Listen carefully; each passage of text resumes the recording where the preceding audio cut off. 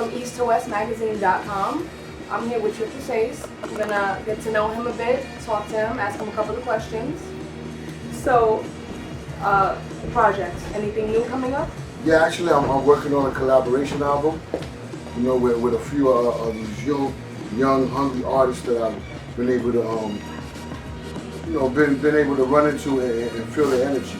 Because music is more about aura. If I vibe with you and I feel the way your energy's coming across to me, and I know you're hungry for music and you respect the art. And then I also have the Underdog album that we have out on iTunes. What keeps you hungry? Is it the love of the music? It definitely is. And the fact that I don't know about you or other people, but you ever lost somebody that has been so close to you and means so much, and you just want to keep them alive, like keep them, you know, if you see me, you're like, damn, remember he was with Pun, you know, Pun ain't here no more. But now it's a beautiful thing that his son is gaining the exposure that he deserved. So it's going to be a good look. You know, Pun's about to be right back in the picture. I'm pretty sure that feels good. Yes, it does. So, after all this time, everybody knows drama. At any point, has Joe reached out to you? Well, actually, I seen him at a few events. So we shook hands and we looked each other in the eyes, but he was more surprised. I took it like he was more surprised to see me there. Like he was like, this dude since the beginning always been the hungry one.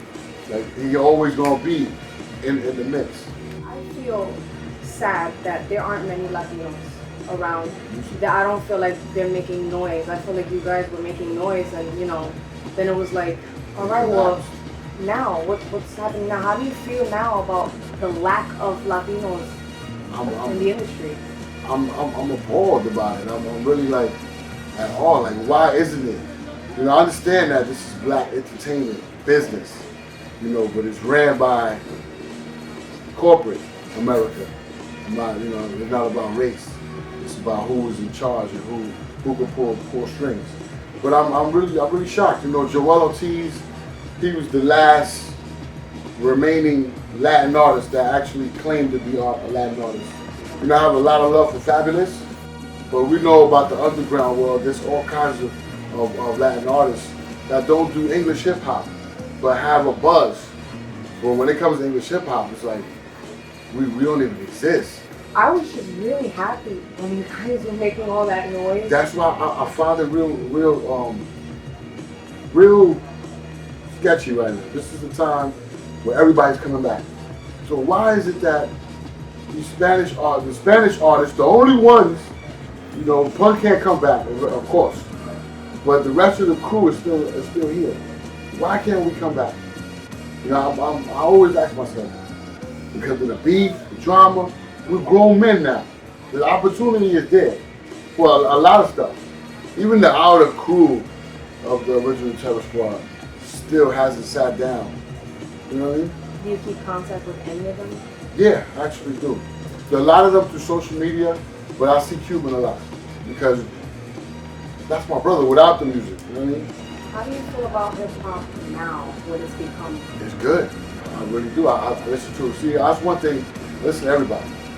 And right now, the kid that I like, you probably never even, I don't know, you heard of Rich Homie Quan? Yes, I have. I like this kid. I like Speaker Knockers.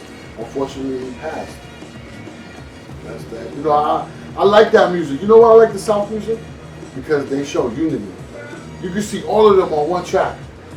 You know, if you listen to a Cali album, you hear 7 artists on one track. That's something that we used to do. That was our trade. We started that. That's unity. Name me a 7-man track from New York or anybody in the East Coast. You can't. We never had it. You had it when we was the Wu-Tang Loud Records. I give a lot of props to the white boy Steve Rifkin. To me, he was a genius. The way he put his label together. There's no strong labels like that anymore. Any collaborations?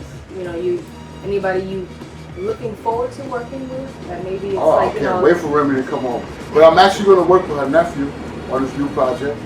You know, shout out to Ra, and that's her brother, and his son is the one making an impact right now from their camp.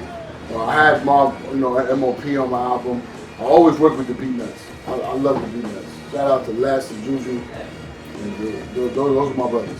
What inspires you to continue from now to the future? Do you think you still have a couple more years left in you? Do you feel like I've reached my point at a certain age, or do you feel like the love of hip hop is just going to keep you going? The love of hip hop keeps me going because to me it's not about age. See, I started this at like 10 years old. My first check I got at 12. I did a Rolex commercial with my brother. It's not something that I did because I was chasing fame or money. This is just me. Like, I love music. So, as far as the aftermath of the whole terror squad, what's the situation with you with them now? The original squad is just Joe that's still there. I would wish, on a positive note, I would wish that him and Q could sit down and fix the discrepancies and all the infractions and come out with something to generate something for Pun. All right, you don't want to do it for you. You don't want to do it for you. Do something for Pun. Because if Pun was here, oh my God, you couldn't stop Terror Squad. Nobody would have been able to stop us. So they gotta take that into consideration when they sit down and not make it a personal thing. You did this to me, and you did this to me, and I hate you, and try to work it out as far as that goes. Because if you want to look at the business side of it, there's money involved in that happening as far as bringing this squad back together, from a business point of view.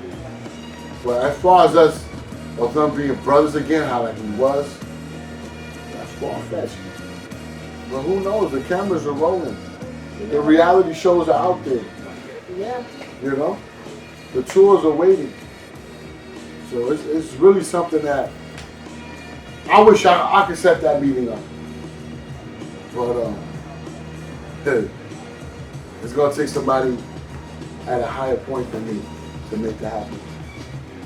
If Pun was still alive, do you think the Latinos would still be? Do you think it'd be as powerful as I think it'd be? Joel T would have been signed with us. He would have been down with us. A few of these other young artists that I know that are Latin, they've been with us coming up. His son doesn't have a deal. He should have a deal right now. You understand? He's that good. But he's not going to get a deal right now because of the Latin community in hip hop and the investors in hip hop. So as far as labels, are you signed to anybody? Are you indie? We're independent. We're looking to branch out to an independent and let them hear some of these young Latin artists that I'm working with to see what happens. Because you have to generate interest. Nowadays it's video, music. That's the approach you have to take. We have to invest in the camera and shoot your own videos. Because there's no budget. There's no more $1 million videos. They just rap in front of a wall. Oh, my friend has a nice car. I'm rapping in it. Oh, let me your jewelry. If not, we're going to get some sterling silver. We'll be all right. Your team, is anybody on your team now? Do you have a team? Yeah, that's what I'm building now. Because I was more focused on myself. And JB put me on that point, just focus on Seis. Because it's easier to work with one emotion. But the truth is that these kids are young and they're hungry and they're looking for opportunity. And they're looking for a guidance like somebody like myself that already been through it. Now, the artists I mentioned to you earlier, the Rich Homie Quan, the Yo Gotti, and they part of a machine. If you didn't like them the first time you heard them, by the 50th time on the radio, you're singing the hook because they're part of a machine. That's why, like, when Remy used to come home, she needs to get part of a machine. Either get down with Young Money, get down with Rick Ross, get down with Cali, get down with somebody that has the machine. The machine meaning that they own the radio. They own the radio. And not just the college radio, and not just New York. I mean, from here to Japan, they're gonna spin your records, and that's how you get your tours and your money out. For any upcoming artists, any advice to them? Hire me as your consultant. That's how you get advice. You pay me. Everybody gets paid. I'm gonna tell you how to make it. No. If you're not in my circle, I can't really give you the jewels. Just believe in yourself. That'll be my best thing. Believe in yourself, be original, and don't be a follower. In other words, do you. So again, for your fans, any social media that they can follow you at? Twitter, @SinzPhotographyNYC. Hit me on my own website, which is www.itstriplesage.com. Go to the website. Everything's on the website. The album, a free mixtape that has a lot of classics on there. My upcoming events, everything is there. So it's best to go to the website. Okay. So again, with Seis, it was a pleasure. As for east2westmagazine.com. I'm Sinz. See you next time. Seis. Watch yourself.